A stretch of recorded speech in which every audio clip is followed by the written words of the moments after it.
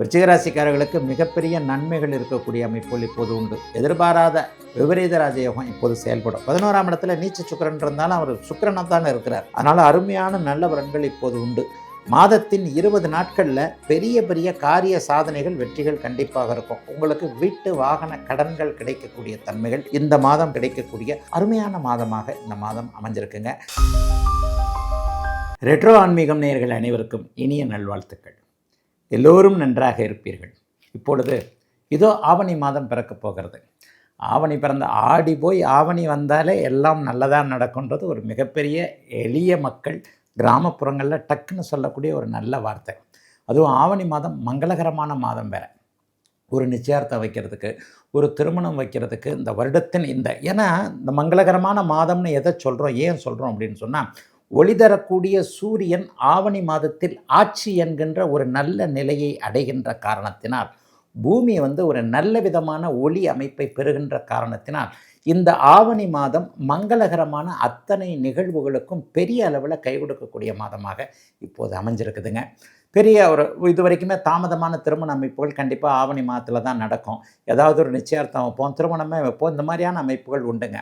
ஆவணி மாதம் முழுவதும் பார்த்திங்கன்னா சூரியன் ஆட்சியாக இருப்பார். இந்த மாதாந்திர கிரகங்களை நான் ரெட்ரோ ஆன்மீகம் சேனலில் நிறைய தடவை சொல்லியிருக்கிறேன்.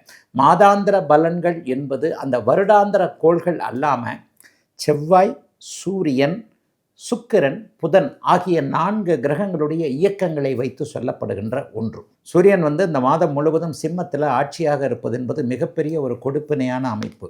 சூரியனை யோகர்களாக கொண்டவர்கள் இந்த மாதம் முழுவதுமே ஒரு செழிப்பான ஒரு பொருளாதார முன்னேற்றம்.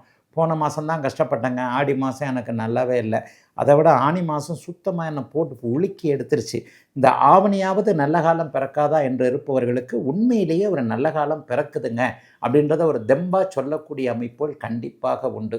இப்போது 12 ராசிகளுக்கும் இந்த ஆவணி மாதம் எப்படி இருக்குன்றதை பார்த்துடலாங்க.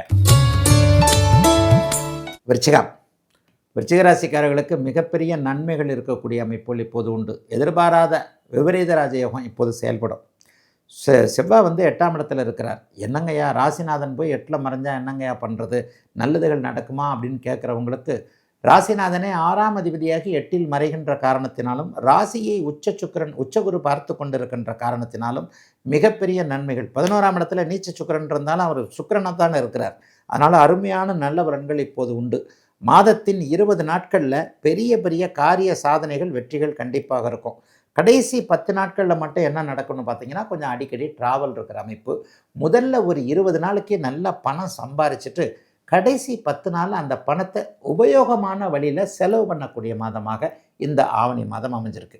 சுக்கிரன் 12ஆம் இடத்துல ஆட்சியாகின்ற காரணத்தினால சில பேருக்கு வாகன யோகம், வண்டி மாற்றுறது, 2 வீலர்லேருந்து காருக்கு மாறுறது, அல்லது புது லேட்டஸ்ட்டு வண்டி ஒன்று எடுக்கலாம்னு நினச்சிக்கிட்டு இருந்தவங்க, பழைய வண்டி செலவு வச்சுக்கிட்டே இருக்குது, தூக்கி போட்டு புது வண்டி வாங்கணும்னு நினச்சவங்களுக்கு ஆவணி மாதம் 20ஆம் தேதிக்கு பிறகு வாகன யோகம் இருக்கக்கூடிய அமைப்பு.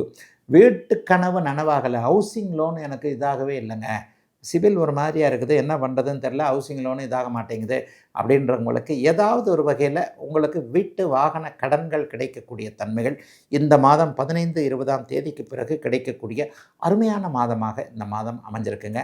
விருச்சிக ராசிக்காரர்களுக்கு உச்சகுரு ராசியை பார்ப்பது என்பது பருத்தி புடவையாய் காய்த்தது என்பதை மாதிரியான ஒரு நல்ல நிகழ்வு. ஷேர் மார்க்கெட்டில் பணத்தை விட்டுட்டேன், அதில் பணத்தை விட்டுட்டேன், ஆன்லைன் ஸ்கேமில் பணத்தை விட்டுட்டேன், ஒரு வாட்ஸ்அப்பில் அது வந்தது இது வந்தது, 10 ரூபா போடு 30 ரூபா தரேன்னு சொல்லிச்சு, 1 லட்ச ரூபா போடு 10 லட்ச ரூபா ஆக்கலான்னு சொல்லிச்சு, போட்டுட்டேன், அவ்வளோதான், காசு போச்சு, அது போச்சு, இது போச்சுன்னு இருக்கிறவங்களுக்கு இழந்த பணம் திரும்பி வரக்கூடிய அமைப்பு ஒரு 25% வரக்கூடிய அமைப்புகள் இப்போது உண்டு. ஷேர் மார்க்கெட்டு கொஞ்சம் கை கொடுக்குங்க, எதிர்பாராத அதிர்ஷ்டம், எதிர்பாராத அமைப்பு வரும்.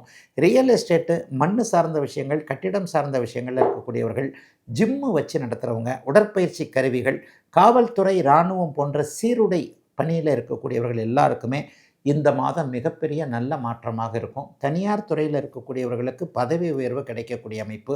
எதிர்பாராத அதிர்ஷ்டம், எதிர்பாராத பணவரவு. 2ஆம் இடத்தை செவ்வாய் வலுத்து பார்க்குறாரு இல்லையா, அப்போ இந்த அமைப்புகளில் உண்மையிலேயே நல்ல பலன்கள் அதிகம் இருக்கக்கூடிய தன்மைகள் உண்டுங்க.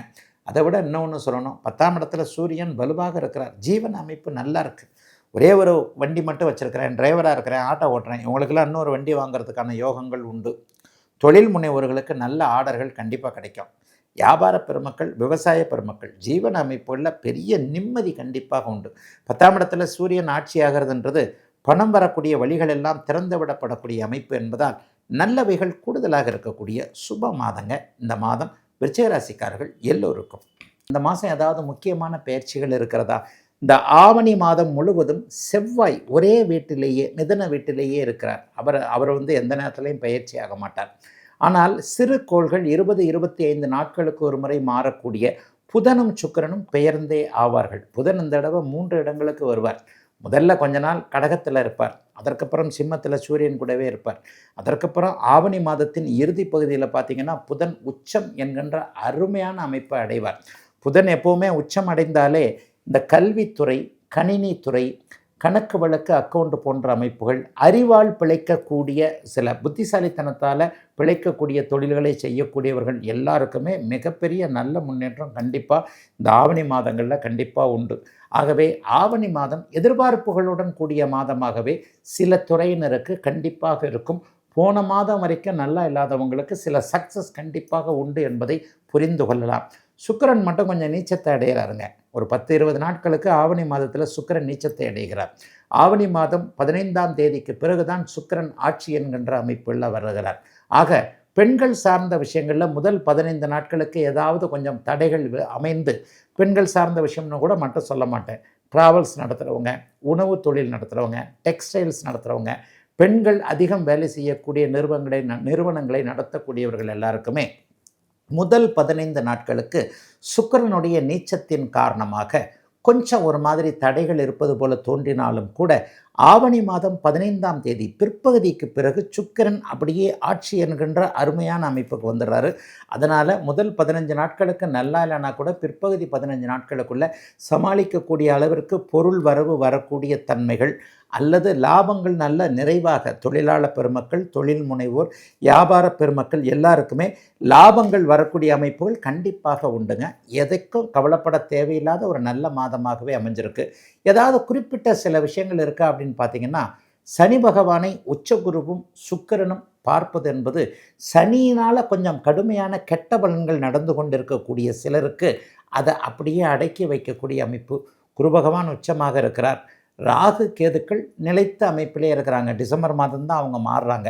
சனிக்கு இந்த மாதத்தின் பெரும்பகுதி நாட்கள் குரு சுக்கிர தொடர்புகள் இருப்பதால் சனினால் கஷ்டப்பட்டுக்கிட்டு இருக்கிறவங்க, எனக்கு ஜென்மச்சனி நடக்குது, எனக்கு 7.5 சனி நடக்குது, எனக்கு அர்த்தாஷ்டம சனி நடக்குது, எனக்கு கண்டகச்சனி நடக்குது, எனக்கு அஷ்டமச்சனி நடக்குது, இந்த மாதிரியாக சனியினால் கொஞ்சம் ஒரு மாதிரியான அவஸ்தைகளை அடைந்து கொண்டிருப்பவர்களுக்கு கூட சனி தரக்கூடிய தொல்லைகளை கட்டுப்படுத்தி வைக்கக்கூடிய நிலைமைகள் ஆவணி மாதத்தில் இருக்குதுங்க.